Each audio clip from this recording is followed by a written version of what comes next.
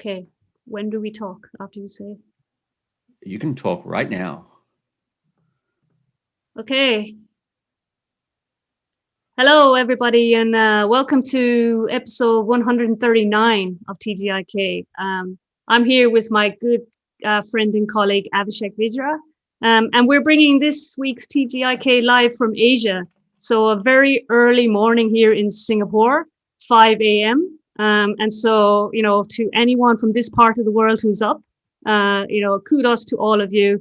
I see Yogi, our colleague Yogi Rampura.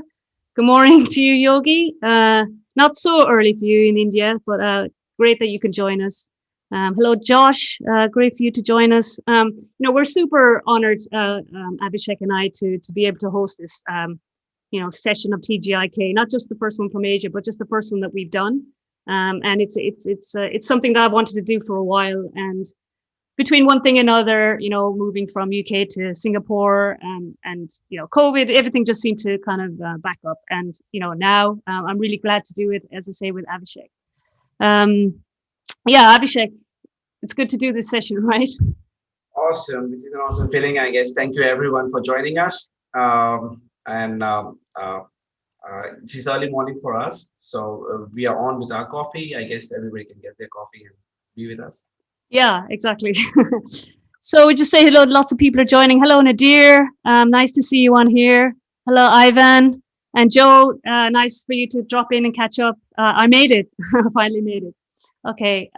So we'll keep monitoring the chat, but we'll go straight into what's been happening in the week today. And of course, as everybody knows, it's been KubeCon week. So there's lots of good stuff that is coming out of the KubeCon week. If you want to flash up, we'll have a look at what's going on in that week. We can have a look at some of the links there. We are going. I'm just quickly flashing it up. Hey, Eric. Hey, Paul. Eric's from Dallas, Fort Worth. Hello. Juka from Helsinki. Wow. Great to see everyone. Martin from the Netherlands. Sevi from Istanbul.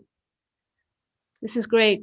Great community we have here. So KubeCon happening this week. This time virtual again. The European one was virtual, and this one was supposed to be in Boston, but it's virtual as well. And so there's been a lot of great talks at KubeCon. If you've all got any talks that we haven't mentioned here that you thought was great, please drop them in the chat. Okay, so the first one there. The link there is saying that all the talks will be on the CNCF YouTube channel. So that's going to be a great resource for us to have a look at when it's published on the 4th of December. And then we have some KubeCon infographic summaries by Jerry Hargrove. Keep that link there. Let's have a look at that. Okay, wow. So make that a little bit bigger. Let's have a look and see what's in there. So we got some. Oh, wow, look at that. So we got sort of little information stuff about each of the different keynotes. That's really cool. It's kind of a bit blurry for me, so I'm not sure if you all can see that properly, but that looks really awesome. Go check that out. Guess you're on the... Yeah, that's really good, isn't it? Awesome. And then infrastructure for entertainment. This looks like a really great talk. This is from Justin over at Justin Garrison at Amazon. And he's talking about how to create movies and ship them to theaters, as well as what it takes to stream movies directly to viewers. So that sounds like a really great talk. And a nice kind of mix up, it seems, in the kind of talks that have been presented at this year's KubeCon. So that's really nice to see as well. Then there's this one about, from Tabitha Sable, PKI the wrong way, simple TLS mistakes and surprising consequences. That looks like an awesome talk. I haven't managed to make any of these talks actually that have been selected. Abhishek, have you managed to catch any of these? It's a bit awkward times for us, right? Actually, a few of them, but yes, I'll be looking at the recordings later on, of course. Yeah. I might catch that summary that we sort of put there. That's going to be out on the 4th of December. That looks great. So yeah, TLS certificates, always fun and games to manage those. And so that looks like a really great talk there. So what else? Oh yeah, Cheryl's keynote, are certifications worth it? And that's fairly topical as well, because there's just been a new certification announced by CNCF, which we'll have a look at in a minute. And so, yeah, so Cheryl talks about, our that's a kind of a good question, right? Are certifications worth it? Do they do what they're sort of supposed to do, which is show a level of knowledge in a particular subject? And then you take that knowledge and perhaps apply it in real life situations, right? So I think there's a place for certifications always. That's kind of my opinion, right? It's a good, it gives you confidence that you've got a certain grounding in a subject. Otherwise, there's sometimes I find there's not many barriers, or there's not many sort of, steps almost that you can kind of tick off and say, I've done that, and to show a certain level of knowledge. Without sort of certifications and kind of borders like that, it kind of feels like you're just trying to learn everything all at the same time. So it's very difficult. So, certifications in that respect, I think, are super useful. Indeed. Okay, what else have we got? Day 06 security, capture the flag. What's going on here? Let's have a look at this. Okay, so if we click on here, it gives us more info about the talk. So that was on Tuesday. Yes. And okay, what does it say about the talk? Okay. I can't find It's to give you a little summary PDF, doesn't it? Let's have a look at that. What does it say?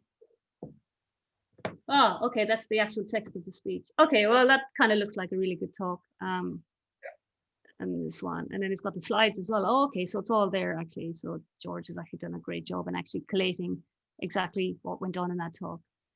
And then there was a panel session. So that looks like a really good, interesting panel session as well. A great lineup on the panel. Hacking and hardening in the cloud native garden. Some great titles, first and foremost, right? Have you ever wondered how hackers think? What do attackers look for when they approach a cluster? And what security hardening steps can stop them in their tracks? That looks like a great session. Yes, indeed. Yeah. And then, the panels where you can kind of come and ask your own questions. That's awesome. And then this one for fun, sort of related a little bit, having fun, cloud native fun with Honk CTL. So they've got a Honk CTL sort of command line. And geese have come to symbolize chaos in the technical community. And so many have taken this opportunity to post gifts and many jokes. And then it's Kubernetes game Honk CTL. So that looks pretty cool. And then there's a video that you can watch as well. So awesome. And then there's this great, I was reading this earlier, there's this great summary by Jaroslav Pansoa, I hope I pronounced that right, where he writes up about his key takeaways from KubeCon. So this looks great, and it's his first KubeCon, so awesome stuff. And he kind of obviously interested in service mesh, as he's written there, and so he's kind of done a lot of information about that. How about, he talks about there's a lot of offerings that have come out in the service mesh space, and so that's interesting to watch that space grow. So yeah, it's a really awesome article, so worth a read. Okay, so there's some information that are related to the core Kubernetes project. And yeah, so fair enough, a lot of the folks are at KubeCon, so there'll be more in this space next week. There has been some articles in this space. First and foremost, I guess Kubernetes 1.2 beta is released, and so that's like super exciting. So we have to click on that and see what's going on in there. So yeah, so you can kind of get downloads, probably have a read of the release notes and see what's changed. And so lots of good stuff in there.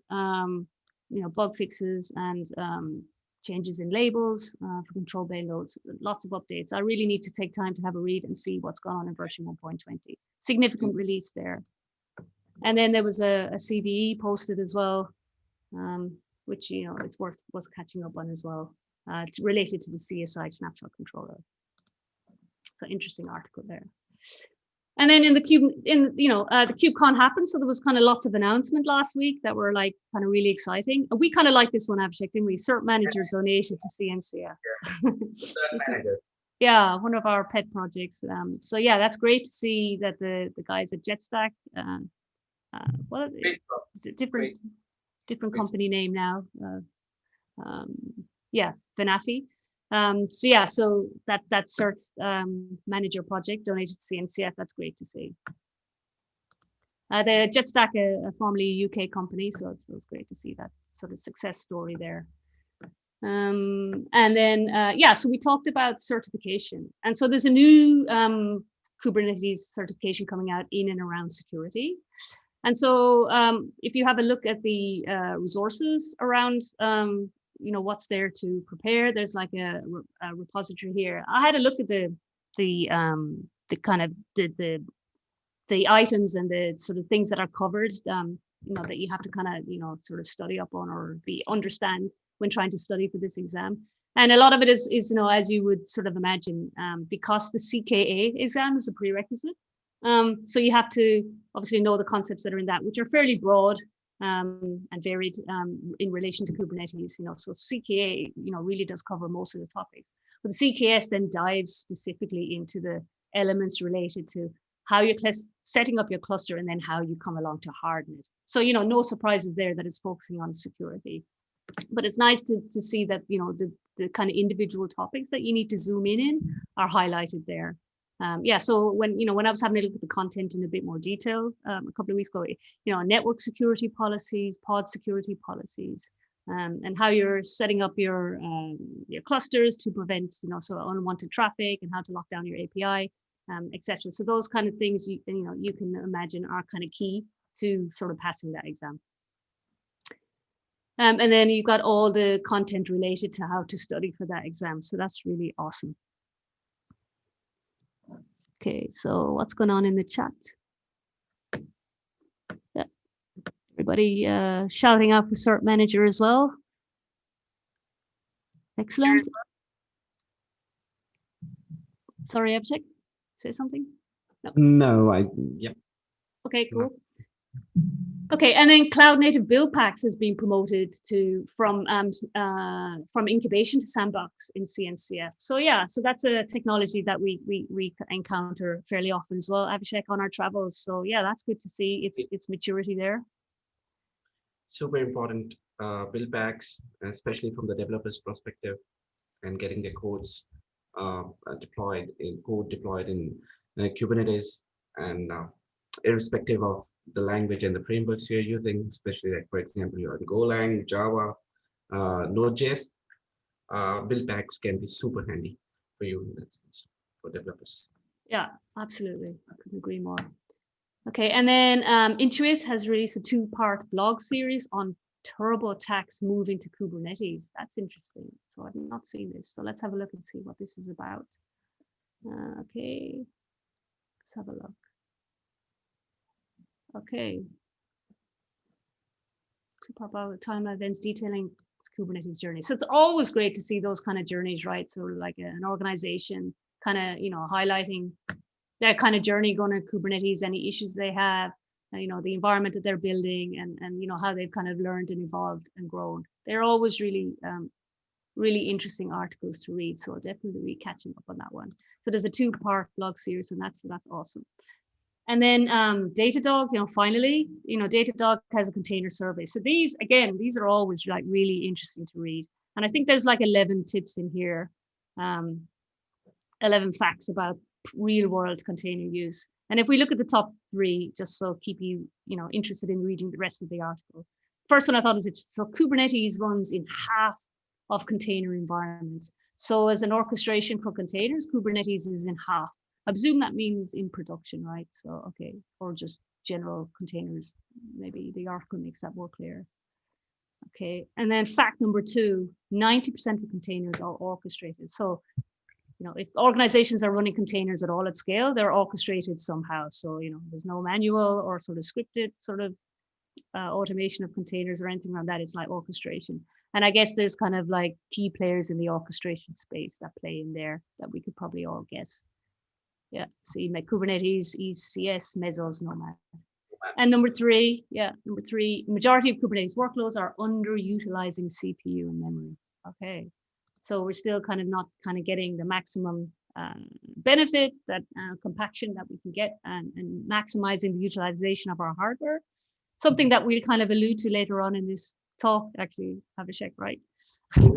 Exactly. So yeah, it's timely. So that's interesting that like there's still an underutilization there. So maybe we're still maturing in how to size and scope and spec out our environments when we're building Kubernetes platforms. So wow, that's like kind of a packed week. I think there's a lot of stuff coming out from KubeCon, obviously, and a lot of great articles out there. I guess coming up to the end of the year as well, and so there's a lot of kind of reflection on the year gone by, and some more stats onto how people are using Kubernetes and containers, etc. So that's like really awesome. Cool. So let me just quickly check the comments, the chat. Awesome. So there's some talk about looking at Rook and Ceph and Longhorn. Okay, so we've seen lots of documentation of how cloud. Brandon says, I've seen lots of documentation on how cloud implementations are managed and optimized, but very little for on-prem environments. Yeah. I mean, there's a lot of articles out there, but sometimes the real world sort of articles about how we exactly did this are not always sort of available, right? They're not always sort of public. So it's a little bit more difficult to kind of dig out that sort of gold stuff. Okay, so what else? Okay, good. So the chat seems to be ticking along quite nicely. Okay, so I guess Abhishek, we need to get into why we wanted to do TGIK, just because this is an awesome movement and community to be involved in. But then secondly, why did we want to do our first one on telco workloads running Kubernetes? So I'll just kind of, from my part, and then I'll let Abhishek sort of take over. Me and Abhishek, work fairly similar grounds over here in Singapore. Abhishek is originally from India, but he's based in Singapore, just like I am. And we speak to customers about and helping them implement successful Kubernetes platforms and running their applications successfully in that environment. And more and more, the customers that we speak to are telco organizations who want to run their workloads on Kubernetes.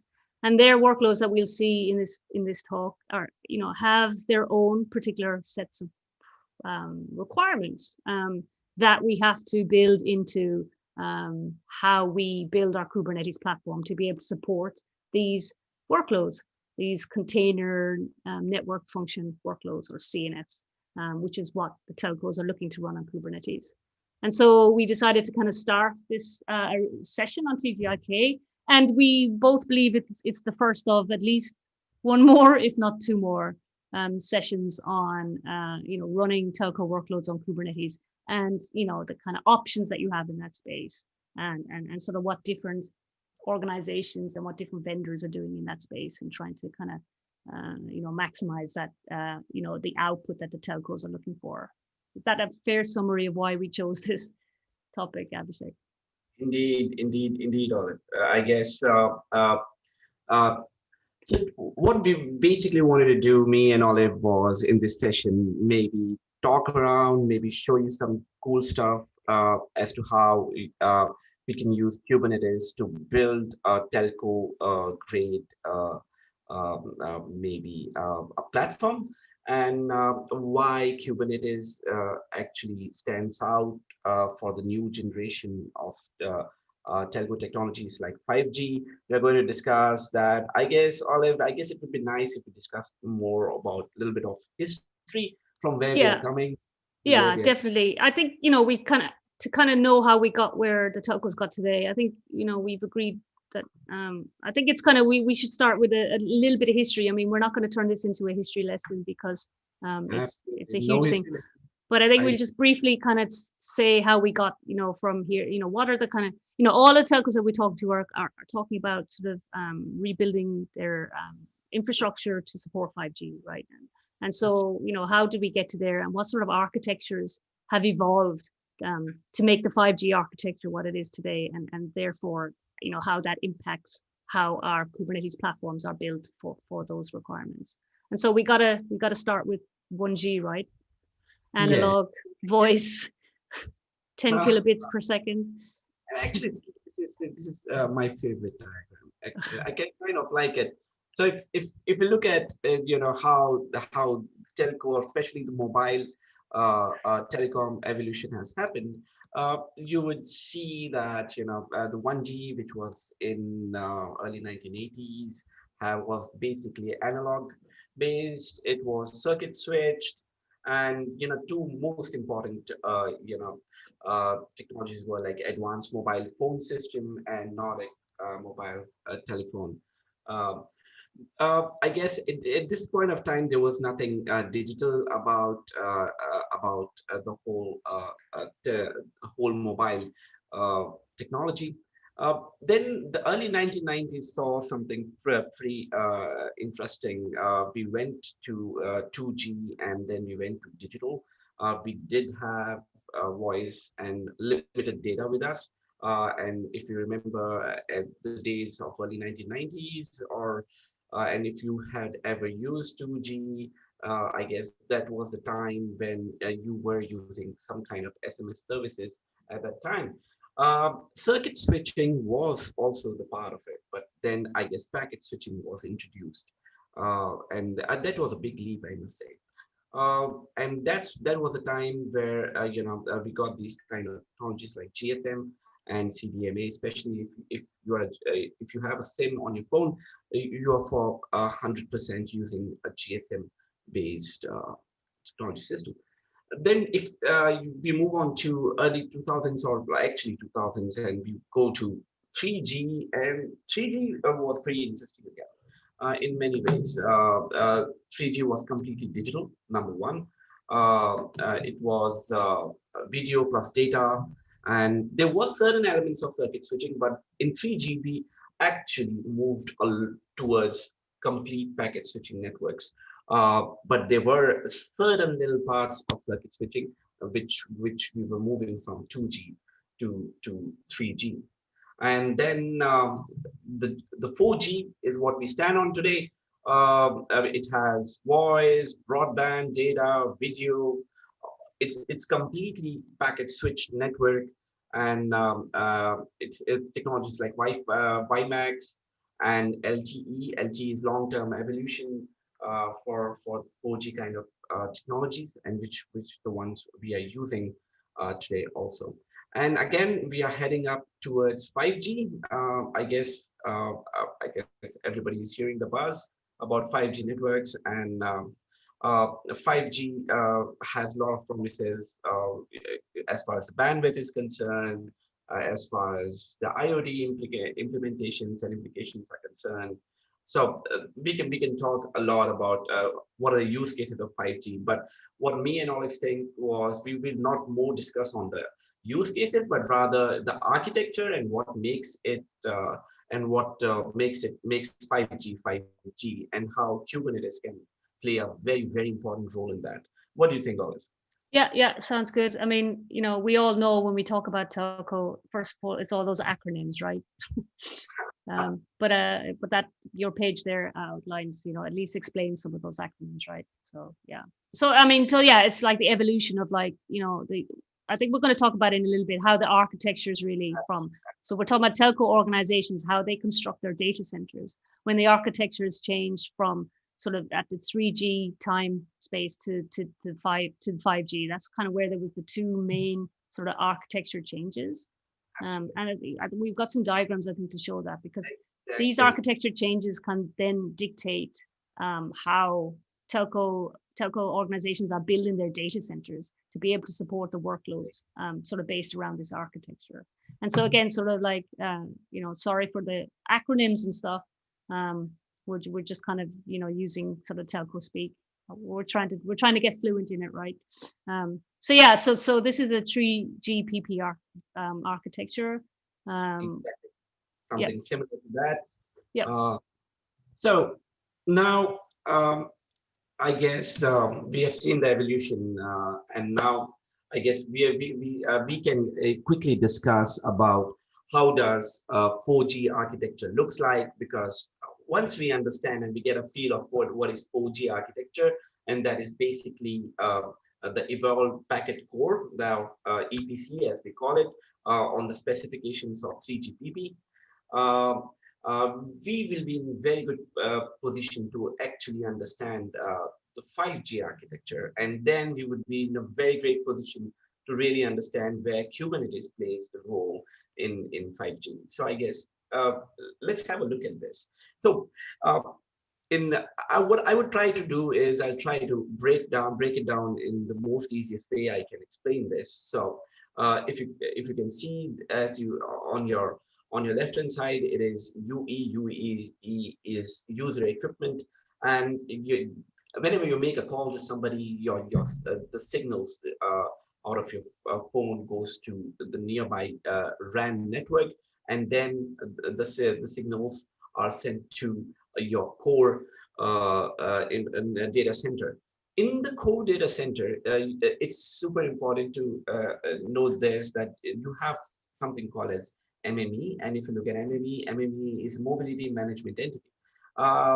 And you would see there are two important kind of pathways. One is the dotted red one, the other is the blue one. So with the dotted red one, what we are trying to say is control plane. Like, for example, if somebody wants to call somebody and there is a signal from RAN going to the core, that is, like, for example, here it is a mobile phone, it goes to your RAN, that is radio access network, and then the signal goes to your core to process it and send it further. The first thing, the first place where the signal comes in is actually MME. MME is actually responsible for multiple things, but one very important thing which MME is actually responsible is for session creation, creation of session on which the data could be sent from one end to another. So MME talks to HSS. HSS is home subscriber server. That means it would authenticate you, it would authorize you, it would see that are you having those plans which are not, are you having all those kind of bandwidth with you to even make a call or send that particular data or maybe use a particular service on the internet. And if yes, it gets a response from HSS, and then MME actually creates the session. There are a lot of other things also which go on, but I would kind of skip over it and just talk about something pretty important there. And then what MME does is it creates a session. If you look at the S11 connection here, it creates a session with serving gateway. And once it creates a session with the serving gateway, then through LTE node, the data is sent via the serving gateway to the PDN. And basically PDNs, and if you say P gateway, they are packet data network gateways primarily. And this is the place through which your packets would be routed to the external internet, or maybe to IMS service, or to any other VPN. So this is a journey of simple packets going from the core, or rather we call it as EPC, that is evolved packet core implementation in 4G. And I think it's worth pointing out, Abhishek, that the EPC is basically, if we represent that as the data center that the telco organizations build to run these software. And this software exists as virtual network functions, right? So a lot of the implementations on 4G were built around virtualized workloads on various different types of virtualization, OpenStack, vSphere, and running these. Right now, these are basically network functions which are used to actually kind of move your data from the core to the larger internet or the IMS or the VPN services. Now, if we look at the history again, a little bit of history again, so sorry for talking about history again. So if you look at 3G and 4G, these functions were actually realized, especially when we were in the 3G world, they were realized as more of, I guess, softwares embedded into specific hardware. So there were different OEMs who were supporting maybe MME, who were actually kind of selling HSS, and the software was embedded into the hardware. And so if you were a telecom provider, and if you get into your data center or anybody gets into the data center of telecom provider, they would see different boxes of different OEM vendors with different technologies altogether, and everybody coming together, making a very hybrid data center with very different machines, very different softwares embedded into them, and of course, since they are different machines, they are different architecture, they are different softwares which are embedded into them. The integration was super tough because maybe a product from one OEM for HSS may talk to a product of another OEM for MME on very different protocol sets, and the protocols may not be standard. So these were some very serious challenges which any telecom provider was facing in 3G, and of course even when 4G actually started. So one idea was that how can we standardize at least the hardware wherein we can run these functions. So to standardize that, or rather to have a standard hardware in your data center rather than having different kind of OEM hardwares, the idea of a VNF comes into picture, that is virtual network functions. So to cut it down to the most basic idea, the idea is that instead of having these embedded softwares or dedicated different kind of architecture of machines, how about we deploy them as virtual functions, or rather processes running in virtual machines on and standard x86 architecture machines. Yep. So the telco orgs weren't immune to kind of trying to standardize their hardware so they can run on any x86, as you say, rather than having to be beholden to any particular sort of perhaps expensive type hardware from one specific vendor, right? Like many other sort of organizations as well, the telco organizations, let's virtualize our workloads so we can run them on any backend hardware. And so a lot of organizations have gone down that path, as you say. Running a lot of their work VNFs on OpenStack and things like that. And so, this is the situation where we find a lot of telcos in today, right? Absolutely, this is exactly the situation we find a lot of telcos, and this was a great move, in a way that now you can manage your functions, VNFs, on standard architecture. It's more software driven than hardware driven approach. It's virtualized, so things are great. It helps you scale to a certain limit also. So things were good, things were nice, but now we are talking about 5G, isn't it, Olive? So yeah, 4G is great, and 4G is here to stay. It will stay for certain maybe a decade more, if I'm not wrong, with 5G coming in. But the 5G is already I guess in specifications and actually in reality in certain locations in the world. So if you look at 5G and you look at this particular architecture first, again, I would like to also tell you, though these are virtualized networks, those now like MME, HSS, packet gateway can be realized as virtual machines or processes running on virtual machines. The idea was that this particular architecture, they being virtual machines, was not highly scalable or maybe suitable for the kind of bandwidth we are expecting and the kind of scalability which we are expecting under 5G.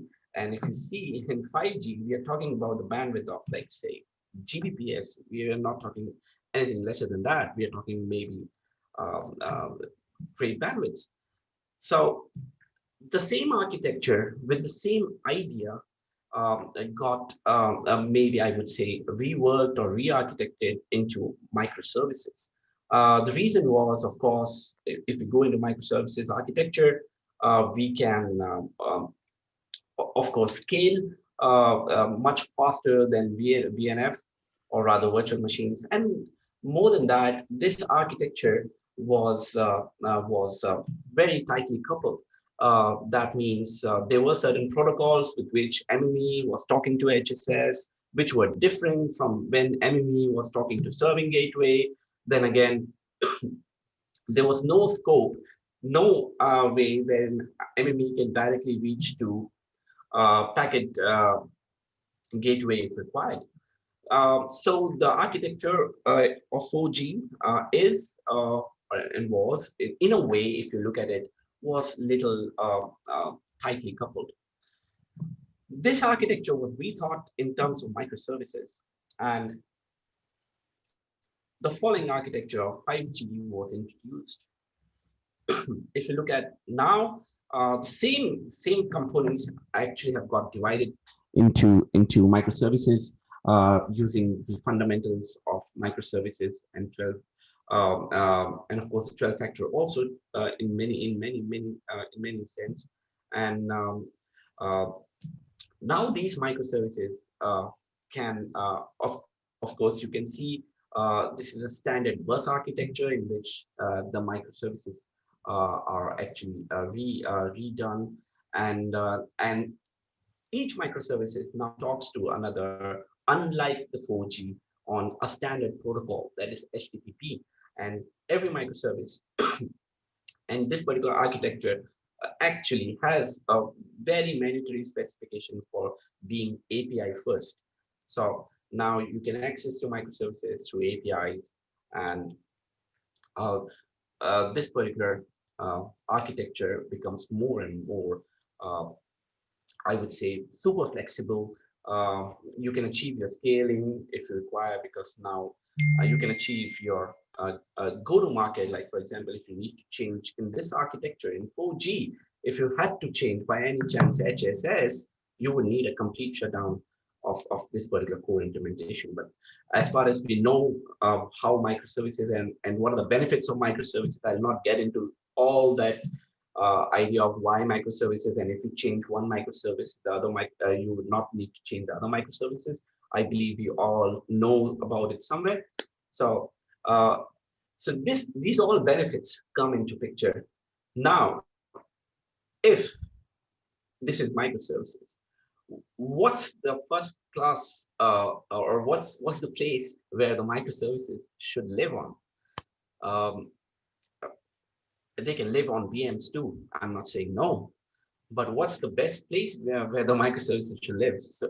So I guess that should be containers, and then there should be an orchestration or maybe some orchestration tool to manage that containers. And what good than Kubernetes? So again, a well-worn sort of path by the telcos to, move from applications running on VMs, put it simply, to microservice architecture running on containers on Kubernetes, right? Absolutely. And that's where the whole idea of Kubernetes comes into picture. That's where the whole idea of C and F comes into picture. That's cloud native network functions. So we make a move from VNFs to CNFs especially in 5G. But again, just to be pretty clear, it's not that it's all microservices and all Kubernetes. Many times you will find a lot of EPC implementations which would have some VNFs with some combination of CNF, because we need to understand is that we are evolving still. So we are moving from 4G to 5G, and even we are evolving the 5G architecture. But in the literal terms, the 5G architecture actually would look something like this in the microservices. This is more of the literal terms. Well, so now we have the motivation. Now we know why Kubernetes is important for telcos, and where we are coming from. Now, what we wanted to do, and what me and Oliver were thinking was, we were thinking that yes, there are CNFs like AMF on your screen, AUSF, SMF. These are all CNFs which can be deployed on Kubernetes. But for telcos, for telco grade Kubernetes deployment of CNF, there are very certain requirements in which the Kubernetes cluster needs to be configured. And I guess today's talk um, uh, this is what exactly what we want to focus on. You can bring in the CNF suite from Ericsson, maybe from any company like Samsung, or maybe you can use the open source CNF suites also. But if there's a Kubernetes cluster and you would like to deploy these CNFs and you would like to use the power of Kubernetes, then I guess this is our motivation of the talk. This is what we want to talk about, how we can create a Kubernetes platform which enables telco workloads. What do you think of it? Yeah, so I mean, you can see from that diagram straight away that some of the requirements for these microservices, you know, test the functionality to the limit of current container configuration. And so we talked about the data plane and control plane, and these microservices will need to be able to take input from both of those. And so having multiple virtual NICs on a VM is fairly trivial. We need to configure CNFs to have multiple interfaces as well onto our containers. And so that's not out of the box functionality, right? And so that's the first open source project we're going to have a look at that allows us to configure the containers for multiple interfaces so that they can live comfortably in an architecture like this, where they're processing traffic from both the control plane, which is kind of in and around the metadata associated with the user requirement, and then the actual processing of the data as well, right? So two very different sort of network interfaces to process two very different types of traffic. Yeah. So yes, so as Olive said, we know that we need two clear segregations. In one is in control plane, the other is in the user plane. And on VNFs, when we were on 4G, things were easy. We can create an interface. But in containers, by default, containers boot up always with a single interface, or rather the network interface. So I guess for this particular implementation, we are using Multus by Intel. And we are using the Multus project to implement container multi-interface containers. This is basically our overview of this particular diagram. So you see a cluster net, the master plugin here, for the API, kubelet, and so on. But on the pod, you can create net 0, net 1 using the Multus. We'll just hack around it a little bit in short while. But the basic idea is to have multiple interfaces, more than one interfaces on container. Yeah, so that's the first thing you need to install, right, on your Kubernetes platform is Multus. So the ability for any pods to sort of pick up multiple interfaces, right, through the Multus plugin. So the end goal is to have, of course, this kind of architecture, enable anyone to implement this kind of architecture. But to do that, all these CNFs would somewhere or else require multiple interfaces, network interfaces. And what we are going to do is we are going to make Kubernetes aware that if there's a CNF which is deployed in such a way which requires an extra interface, the Kubernetes should, the underlying platform should enable that particular container to have that. So the Multus is the project which we are trying to implement here. So this is the Multus page. I would suggest everyone to look at the quick start. It's pretty straightforward. I guess we have also, I couldn't help myself, so I've done few stuff already.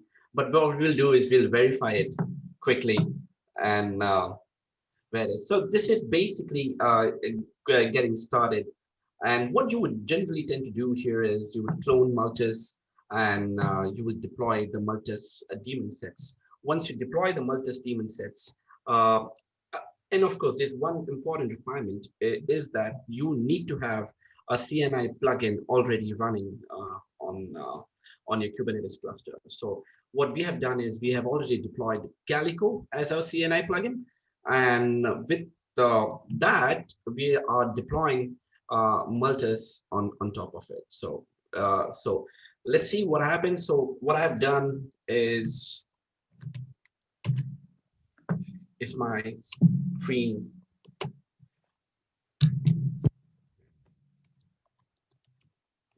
So what I've done is I've actually git cloned Multus here. If you see, I've already cloned that. And what I did was nothing pretty important. I just wanted to run the Multus daemon sets. So I actually ran the Multus daemon set YAML. And when I did that, finally, let's see, let's verify this, whether I do have Multus daemon sets running in my kube system namespace or not. So it's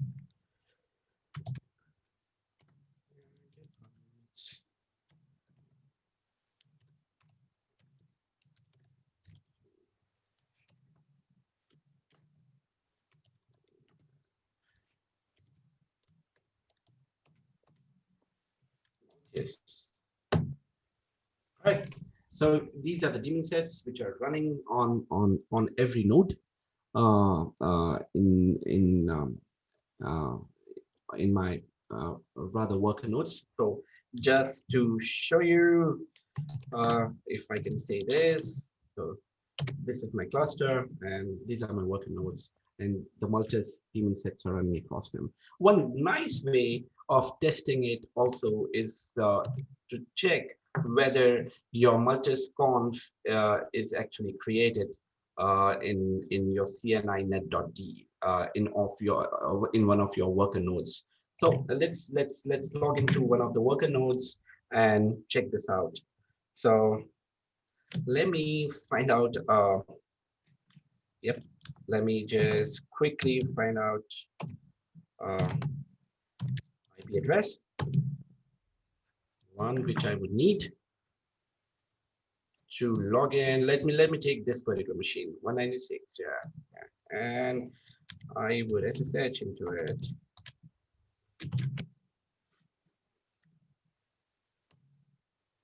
Right. I guess I'm in the machine. I've already SSH'd into one of my worker nodes. And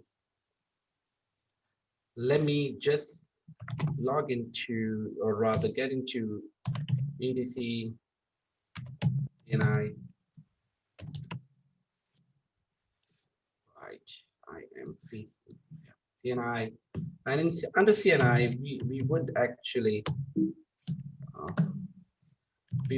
look for net.d, and inside net.d, when we install, you would see this folder multus.d, and inside multus.d you would basically see multus kubeconfig file, which is a sign that the multus is actually is deployed, and now it's ready. Now the Multus daemon sets are deployed, and they are present for you. So that basically that doesn't mean that when the Multus daemon sets are deployed, that doesn't mean that we can get into and we can deploy any pod with multiple interfaces. Rather, for that to happen, we need to create certain something called as network attachment definition. I've already done that, but we will quickly discuss about this also. So after deploying the daemon sets, what I do is I look at and I try to kind of deploy a network attachment definition. So if I say this, get. And if you observe that I have created few of the network attachment definitions here, and let's try to examine the first network adapter definition. That's McLaren B. So we would describe it. We would say describe network, and So when we have a close look at this particular network attachment definition, and you would especially look at my config here. So Abhishek, the network attachment definitions are implemented by the CNI, correct? Yes, yeah, they are implemented by the CNI, and that's one of the way you can tell your CNI that, you know, hey, I want to extend and I want to do certain things, and would change the configuration, implement things. So network definition CNI, or basically network definition attachments, would allow you to use the CNI capabilities and extend them in certain ways. So this is exactly what we are trying to do. We are trying to create some certain network definitions which would, when used in any pod in future, in any CNF in future, would allow us to create a different interface which actually finally connects to the underlying CNI plugin, that is Calico, which is already present here in this cluster. So if you look at this also, what I've done is I've given a subnet, I've given a range wherein if any CNF comes in and they want a interface, they would get it into this range. I've set the route and I've set the gateway. So now, whenever a CNF will be deployed, whenever the legitimate CNF will be deployed and the network definition is available, it would get an IP from this range as a second interface.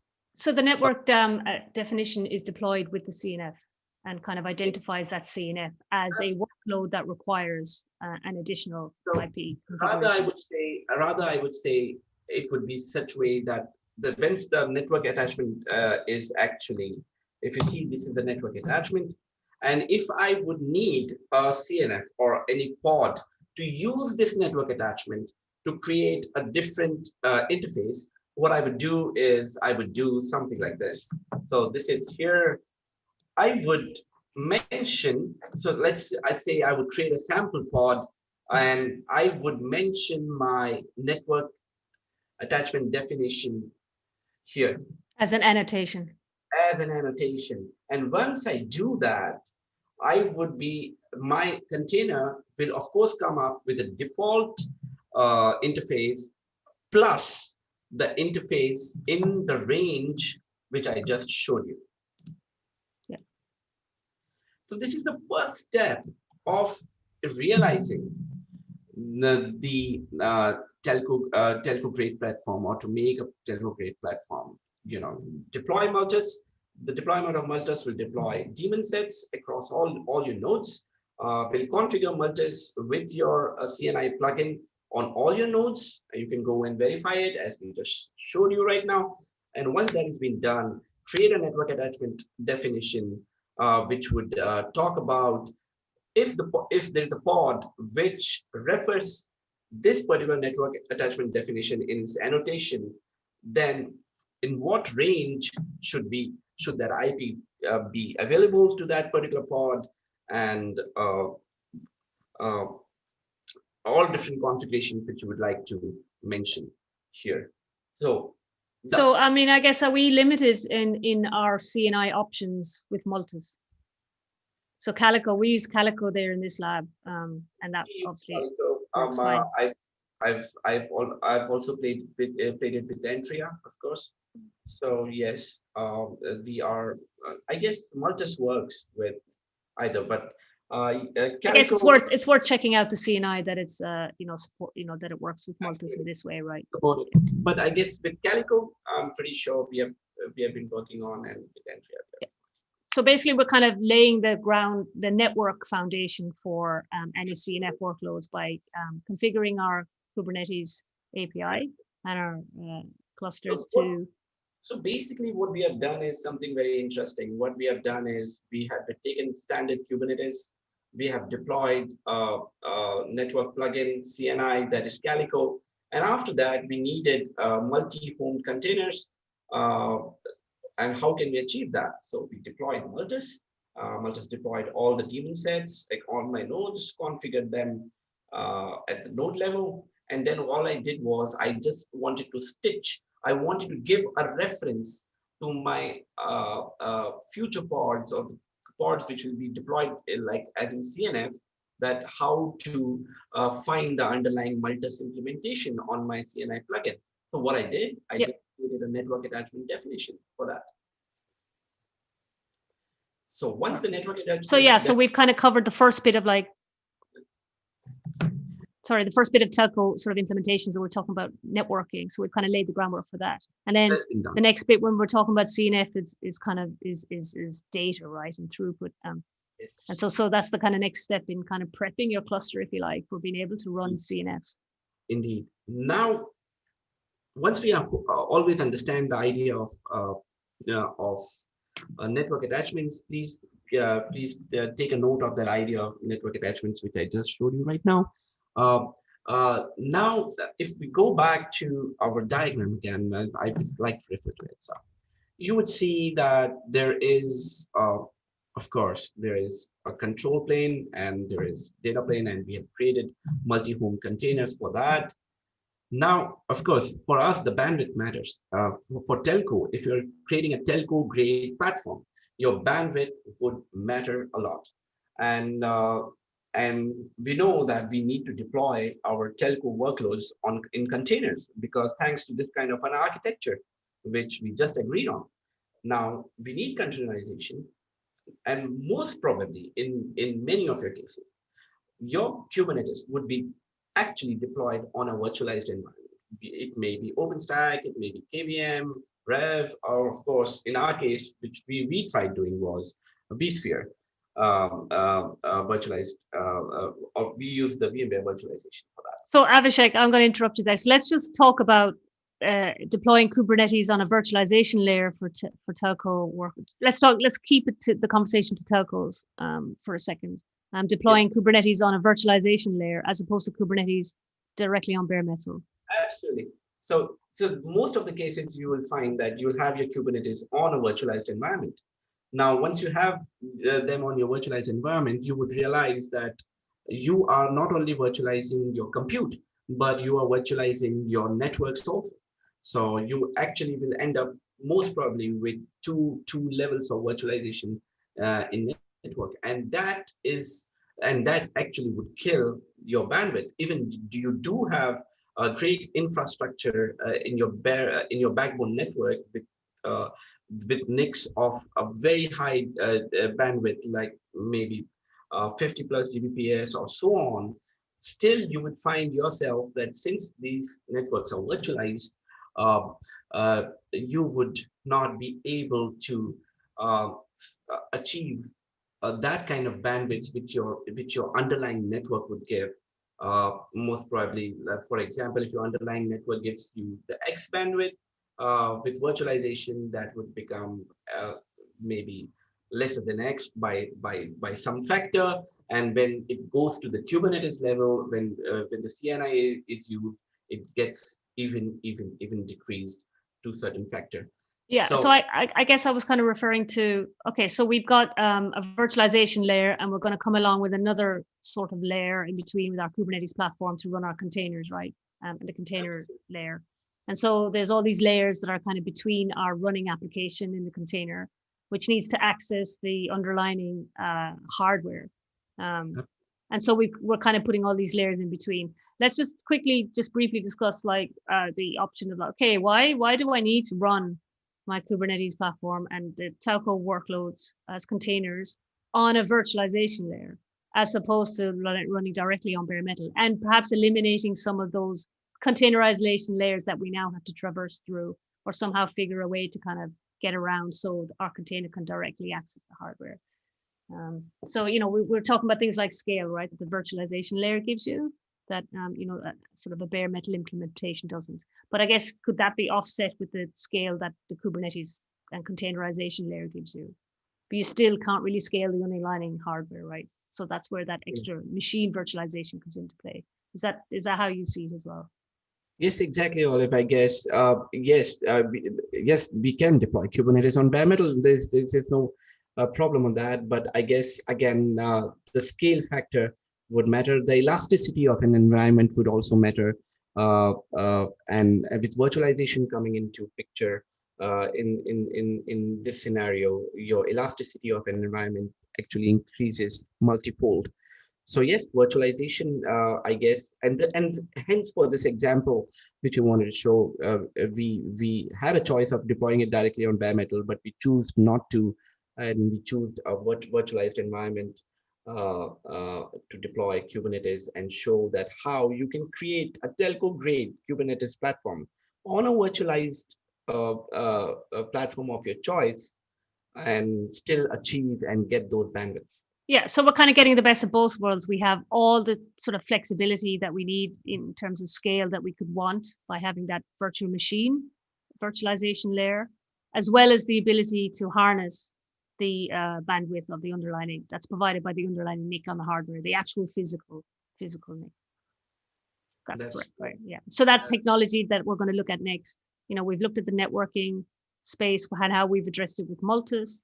And now we're going to look at, okay, well, how can our containerized workloads, harness the actual physical configuration of the NICs on the actual physical hardware and not lose any latency by having to kind of go through all these virtualization layers.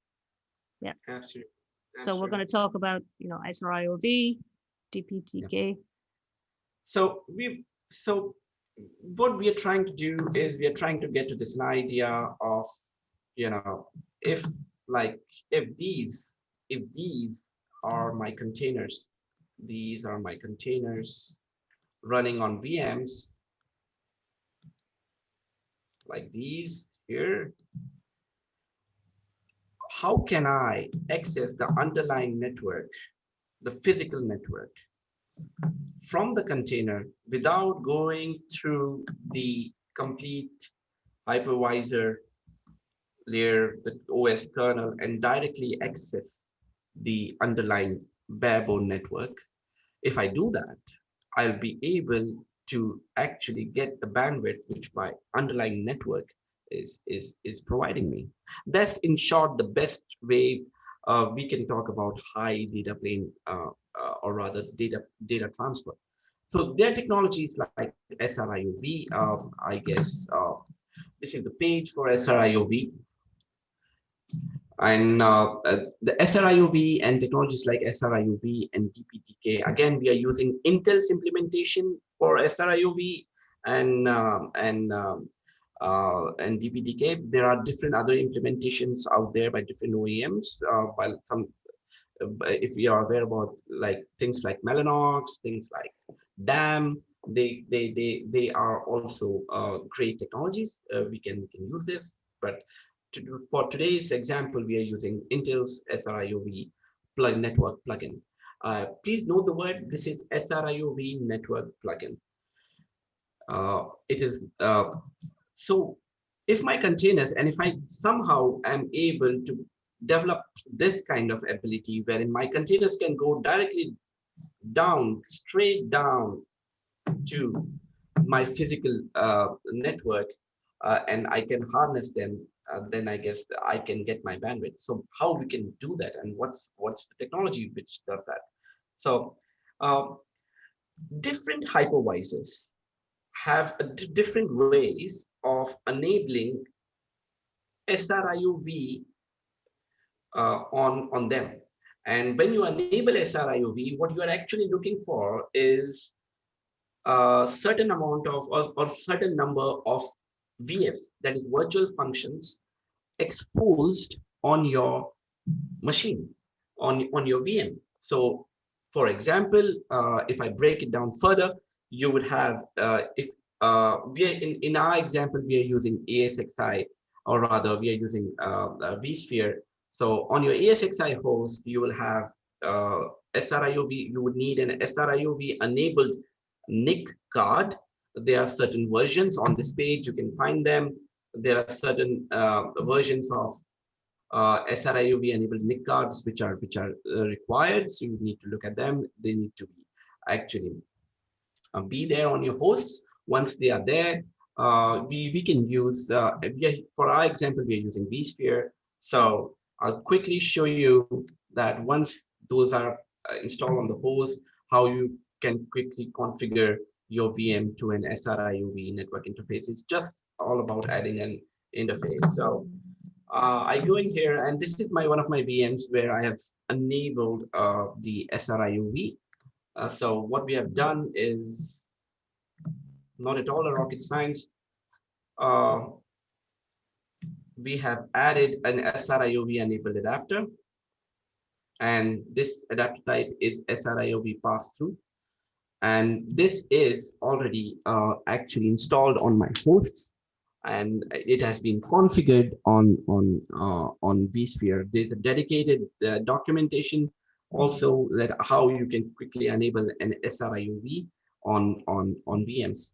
So once I enable these this SR-IOV functionality on my VM, I would have something called as virtual functions, not virtual network functions, but rather virtual functions being exposed on my VM itself. And if I come back to my diagram again, these virtual functions, which will be exposed on my VM, can be actually consumed by the CNFs. And if CNF is somehow able to attach itself to the underlying VF, that is virtual functions, thanks to SR-IOV, we got the virtual functions enabled. It's a very interesting talk that how virtual functions get enabled via SR-IOV and what happens via the NIC card. We will reserve it for some other talk. Otherwise, all of it will go in a very different tangent. So, so all we need to know is we need to have SR-IOV enabled on VMs that I showed you. They will expose VFs. And once the VFs are exposed, we need these CNFs to somehow consume these VFs, because if they are able to consume these VFs, which are exposed on the VM, they can directly access the underlying physical function, that is the underlying NIC. So the SR-IOV project, which we are just looking at, and if you note, this is an SR-IOV plugin.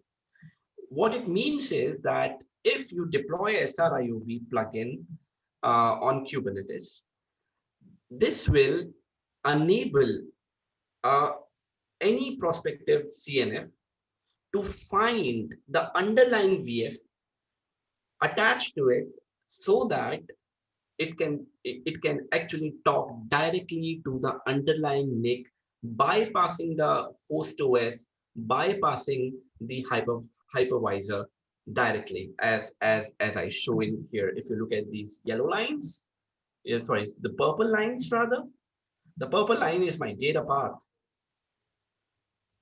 So basically what we want to do is enable SR-IOV, expose VF, and deploy SR-IOV plugin so that my prospective container native functions, which I'm going to deploy them as microservices, will be able to find these underlying VFs and send the data.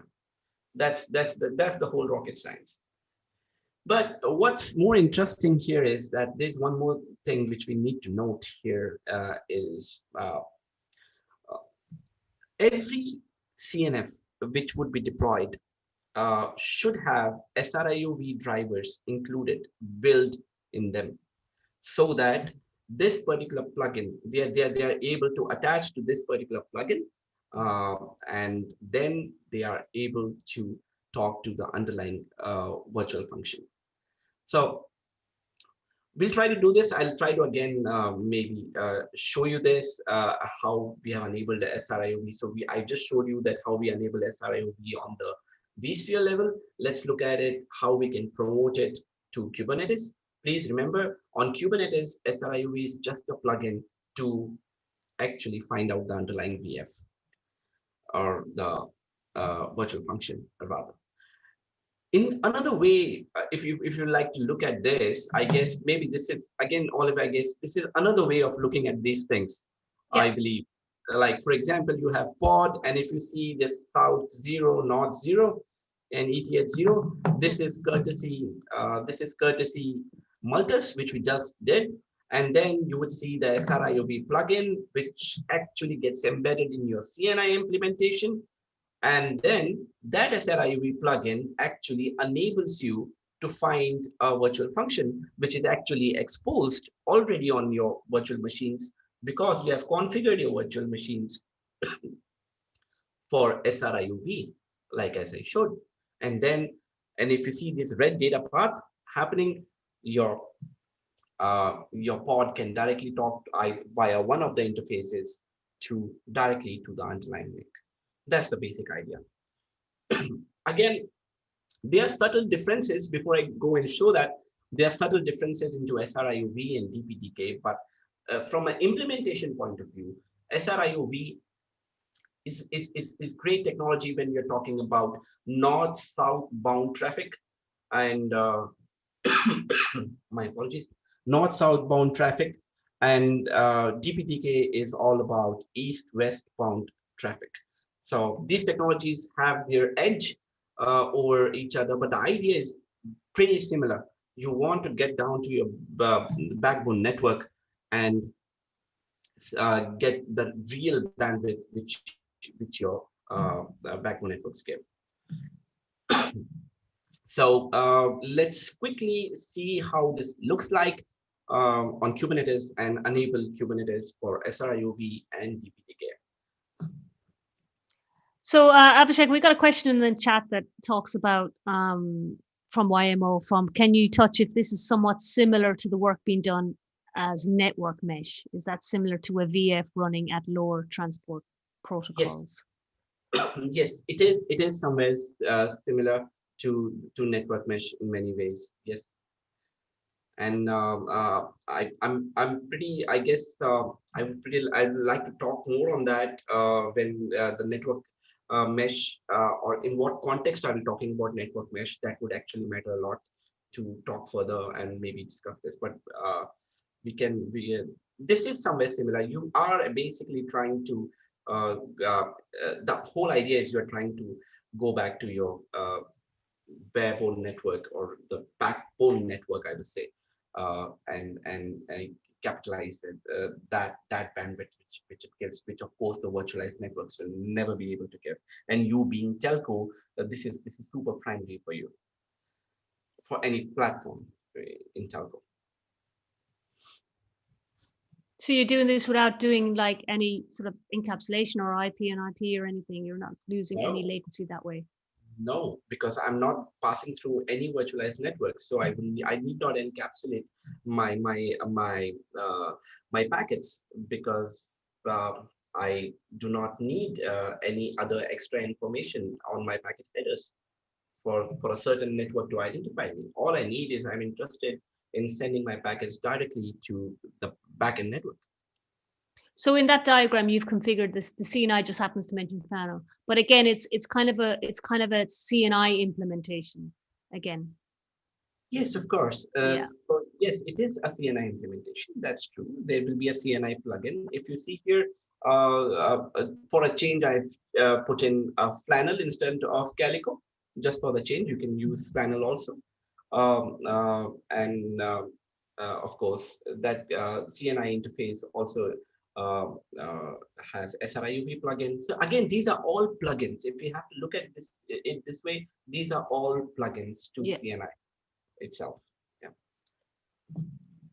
So quickly, shall we quickly do this? Or yeah. Maybe. Yep. Again, as we did Multus, the idea of doing it is pretty similar in the implementation. And I'm a person. I'm generally more interested in why than interested in how. So, but still, in SR-IOV, so what we did was same page as we talked about. You can go in here, read about. You can go in here, read about SR-IOV in detail. All I did was follow the instructions of installing SR-IOV. And if you see here, I do have SR-IOV with me already cloned. And if I would show this here under deployments,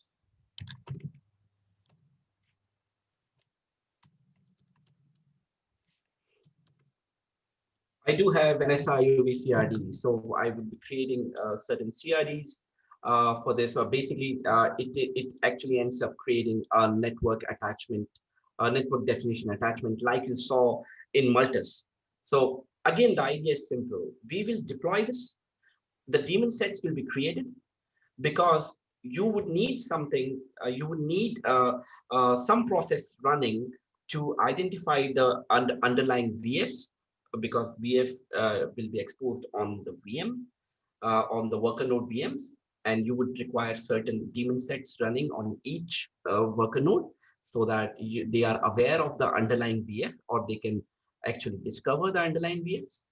And that is what your daemon sets would actually do. And then you would need the recipes again the same. You would need to create a network definition attachment, a network attachment definition, so that uh, once that is created, you can refer that network definition attachment to your pods or to your CNFs. So, and you can say, okay, I'm deploying now a CNF ABC, which needs to be SR-IOV enabled.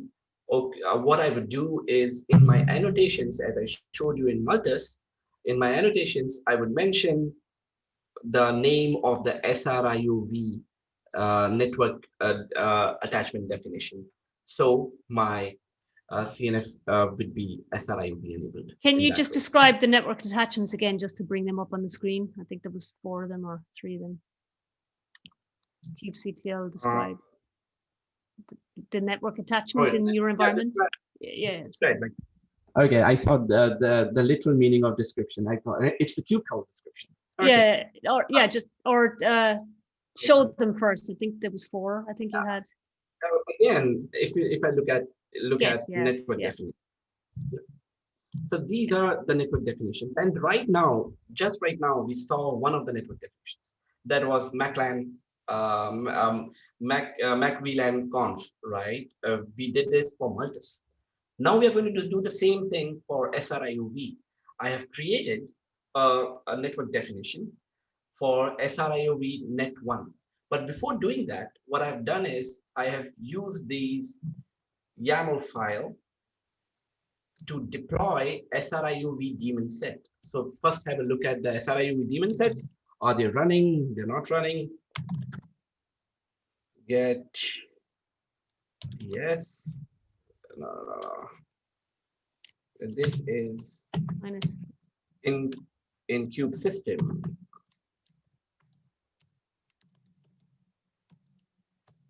Generally, I tend to put them in Cube system so that they are available. So just so we're clear, Abhishek. So the network attachment definitions is created by the Multus SR-IOV install, or is it something that you have to define? We have to define that. We have to define that, and we have to deploy that. So that's the reason we are describing it also. So if you look at a standard Multus definition, network definition would look like this. Okay, so where is that sort of literature? I guess have we put that in the show notes where you would get? Yes, that? It is in the part. It is already available in the Multus page. So got it. So it's part of the implementation to like create one of them as per your requirements and as per your naming standards, etc., IP ranges, what have you. So exactly. So if you're using Intel's drivers, if you're using Intel's Multus and SR-IOV, the steps are similar. You have to deploy the daemon sets for Multus. If you're doing for SR-IOV, you have to deploy the daemon sets for SR-IOV. Then create the respective network attachment definition for that. Deploy the network attachment definition. Like I can do it, I can create it in one file and I can created. So if you want, we can, we have already done it here. And if you see this, we have two MACLAN Vs which I created, one these many days back, the other in these many minutes back. Yep. And then you, as an attachment on your CNF, you would reference the relevant network attachment definition. Absolutely. So that it kind of like, it sort of labels that this, pod as a CNF, then that needs to use those plugins. Actually, if you look at this, we have created a network definition by the name this. Yeah. Now, if you want to deploy a CNF who wants to use this particular network definition, we would need to just mention it in the annotations of SYN. Yeah. So this is for the Multus. The similar kind of thing which we are actually going to do for SR-IOV also, and for DPDK also. As far as the how part is concerned, as far as the implementation part is concerned. Yep. So it's the same thing which we are going to do. We have just wanted to check whether our daemon sets are running, and we know they are running here already. Yep.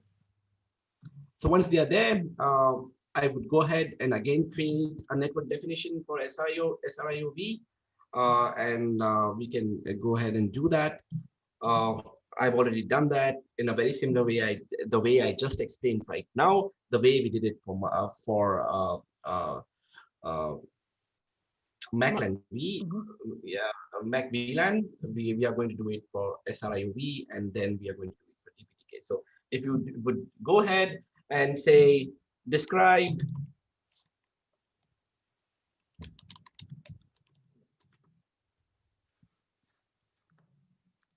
network attachment, describe, right?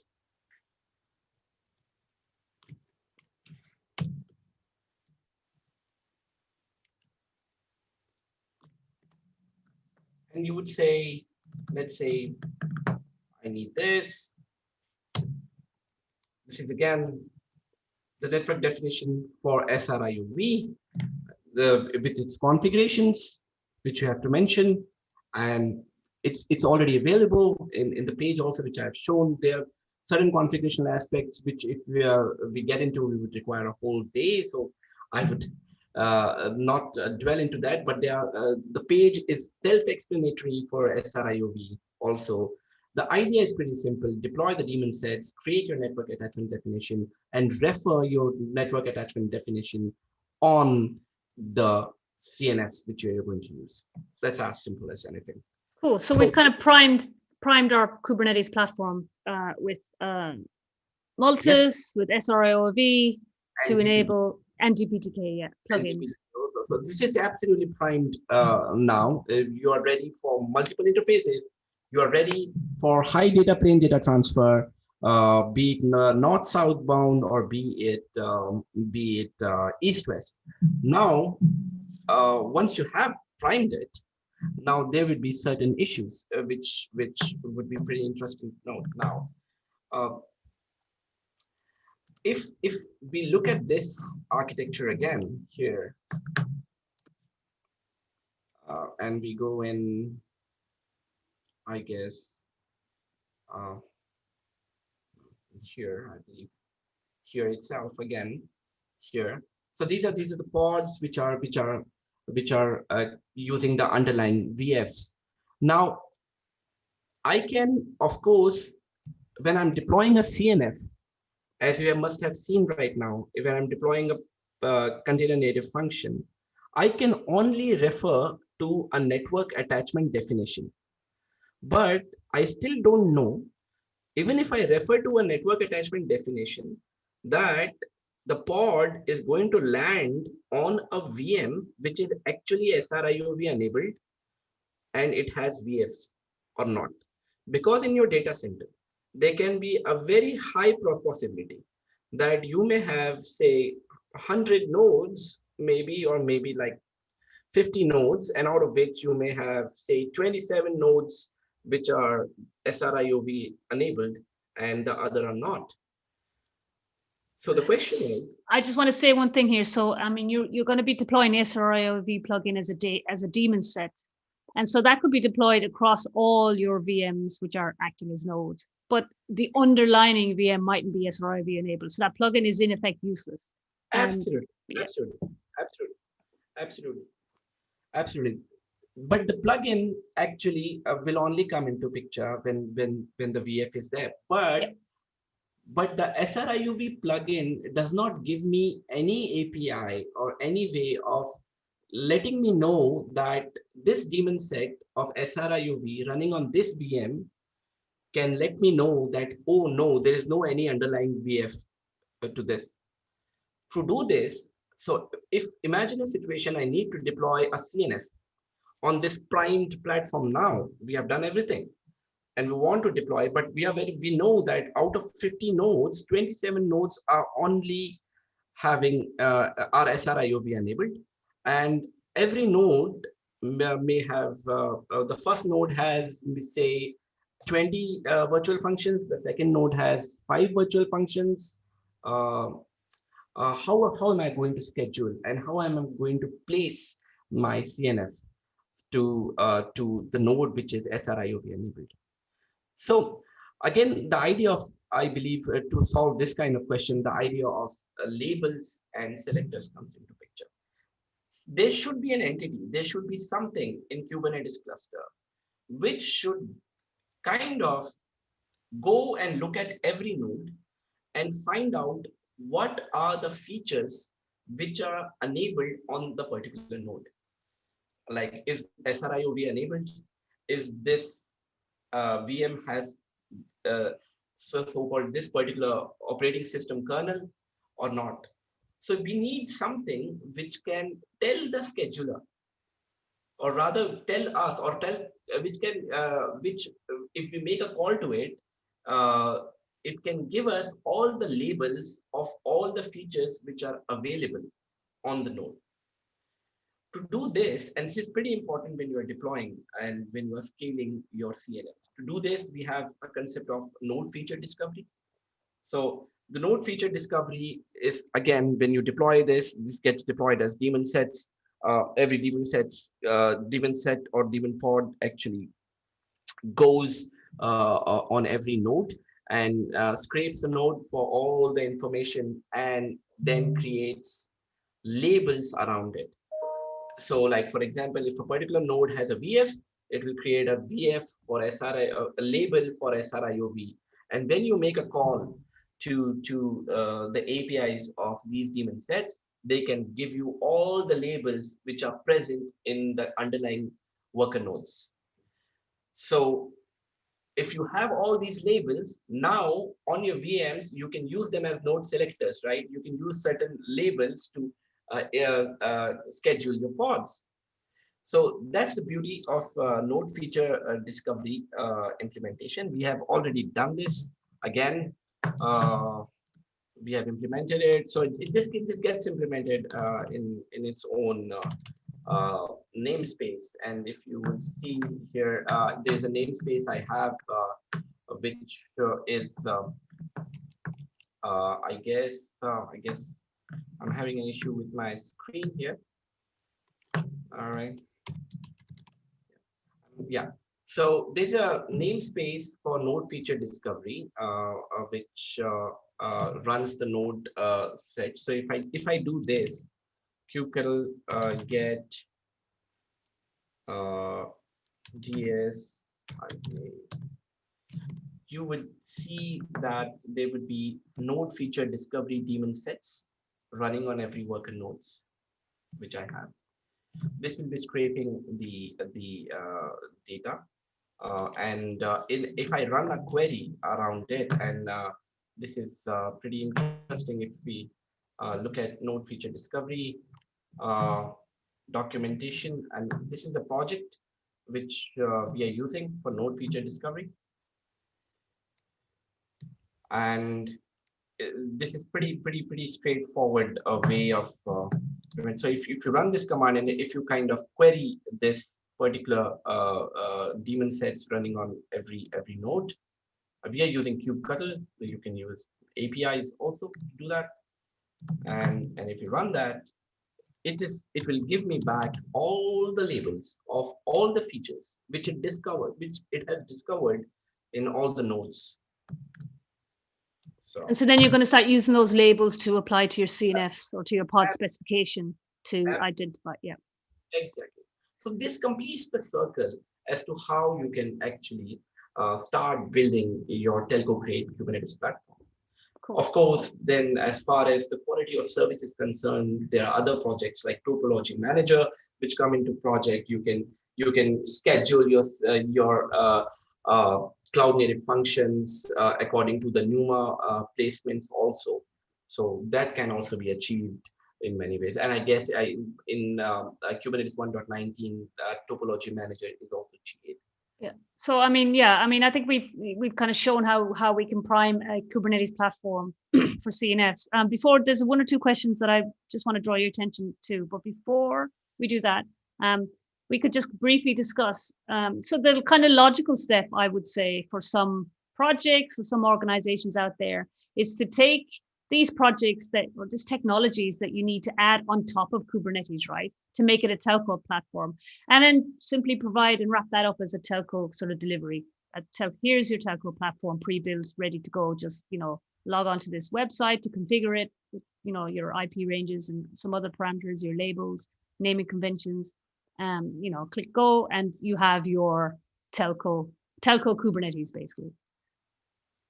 Is that kind of out there? Is that what kind of anybody doing that, or is each kind of telco organization kind of like taking Kubernetes, whatever distribution that their preference is, and then building these layers on top? What have you seen? We like to hear from everybody. Yeah, I mean, so that's kind of like when there's a set of steps that you have to implement or technology that you have to kind of add on top. Usually that kind of then that gets brought in as a kind of okay, let's make that a project, or sort of automatic extensions installed on top to make a Kubernetes version for telcos, if you like. That would be my sort of that would be kind of something that I think would be useful to a lot of telco organizations. So there was again a question. So I think that was a good session. So I think there was a question on can you touch on where the Kubernetes control plane run normally in telcos? For example, in remote locations with maybe no links back to the central servers, or touch in general on Kubernetes topology in telco environments. So how are Kubernetes topologies? What do they look like for telcos? Like, is a lot of stuff in the core, in the EPC, in the data center that we talked about, or there must be some implementations on edge, because that's kind of like a lot of the architecture for 5G now. Absolutely. Yeah. So if you look at the core data center, of course, core data centers would have, or in one particular location, the core data center would have its control plane and master nodes geographically co-located. But then again, when we are talking about edge computing, we are talking about moving this particular core that is maybe 5G or 4G core, or the core which we are talking about, like in sense that this EPC, the very EPC itself, like this is actually core implementation, or rather EPC, which we're talking. And then it totally depends. If you're going through the edge computing, you may have only your workload clusters running, whereas your control planes may be running in a geographically different location, maybe somewhere in your data center. But again, we also need to understand that even though the edge nodes would be running in different geographical location, and the masters would be running in different locations, they also need to be primed with all these technologies that you mentioned in edge for them to actually capitalize the high data plane data transfers and basically Multus and everything. But the topologies can come in multiple ways. It totally depends on the use case. A typical topology, rather, if I say a very typical topology, would be in sense like if you look at edge computing, and if you look at things like a VMware Robo or vSphere Robo, you would have control plane in at one place, whereas in another, in Red Hat, as well as in Rancher, and there are very different other companies who are implementing this in very different ways. So the control planes will be at the edge location, whereas the control plane, sorry, the worker nodes will be at the edge location, whereas in the control plane will be located in your data center. That is highly possible. There may be use cases wherein you would have your control plane also to certain extent on your edge sites. It totally depends on those use cases. I mean, I guess there's a scenario where maybe edge implementations, some of those particular devices may morph or expand or scale into being a core, right? With the growth of that area. I think Frank in the chat has kind of answered. He says, if you talk 4G, 5G core, your edge sites are connected through the MPLS backbone, and you would be looking at a CUPS architecture. And if you're looking into B2B IoT use cases, you may be more looking at standalone deployments where the masters are hosted on the edge side as well. Totally agree. Totally depends on the use case and how we would like to go ahead and implement it. Yeah, that's awesome, Frank. Thanks. Thank you, Frank. Yeah. I think we've kind of covered all we wanted to cover today in how do we build, how do we extend your Kubernetes platform to be CNF ready, right? There's more to talk about. And as I said at the start of the episode, we just wanted this session. We weren't sure how it would go down, but we kind of wanted to talk this as the kind of first telco session that potentially we might give, or somebody else might give on this talk on this platform. And this is kind of the first step we see in sort of implementing CNFs for telco. First of all, we have to get the platform ready and get Kubernetes ready, and what sort of open source projects are out there to make Kubernetes ready to deploy CNFs onto. And these are the ones that the telco organizations we've talked to are typically looking at, and so it sort of made sense to talk about those. There's obviously lots of projects out there that we maybe haven't touched on as much. We've kind of talked about the ones that we were demoing here today, but it's a huge space, and so I hope maybe we come along and we'll do another one in a sort of the next kind of stage, right? Abhishek, what do you think? Yeah, there are a lot of projects which we love to talk about and discuss that, I guess today what we really wanted to do was explain how you can try in Kubernetes for telco grade workloads. But there are many other use cases which we can actually talk about. There are different kind of CNI plugins which we need to look at in very different ways for telco. Yeah, we mentioned like Mellanox and Antria sort of implementations as well, which are that's another interesting one that we talking about. So yeah, interesting stuff. I really appreciate everybody's input from the chat. You've made it really enjoyable, and I hope we've kind of responded in kind and made this episode interesting for you. For you guys taking the time out to join us, we really appreciate it. So that's it from me, I think. Happy that it's kind of seemed to have gone okay. And again, thanks to everybody, especially the TGIK back team, Paul and George, and then everybody who kind of sorted us out today in terms of setting up the audio and the visual and getting everything to work. Really, really appreciate it. Thank you. Thank you so much, everyone. It was wonderful today talking to everyone. Thank you. Coffee, Abhishek? Oh yes.